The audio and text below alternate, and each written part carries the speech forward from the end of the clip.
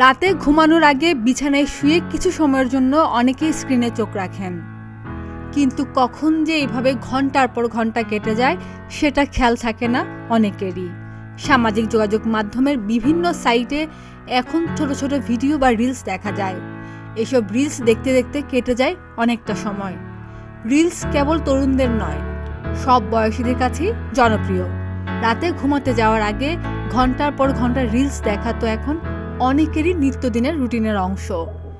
বেশ কিছুদিন ধরেই মানসিক স্বাস্থ্যের উপর রিলসের নেতিবাচক প্রভাব নিয়ে আলোচনা হচ্ছে। তবে ঘুমানোর আগে টানা রিলস দেখা শুধু মানসিক স্বাস্থ্যের উপর নয়, প্রভাব ফেলছে শারীরিক স্বাস্থ্যের উপরও।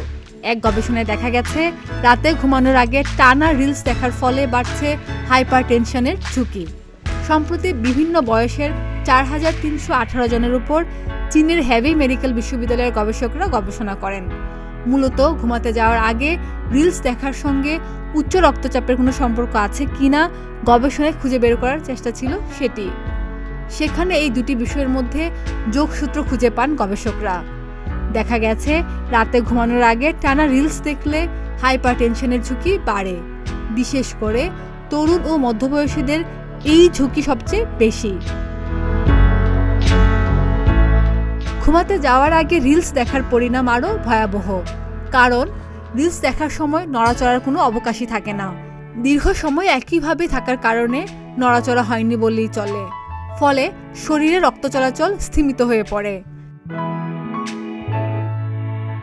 তবে হেভি মেডিকেল বিশ্ববিদ্যালয়ের গবেষকরা বলছেন, রিলস দেখলেও আসক্ত হয়ে পড়া চলবে না।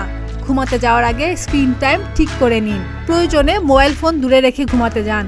এতে ঘুম যেমন ভালো হবে, শরীরও ভালো বিশ্রাম পাবে।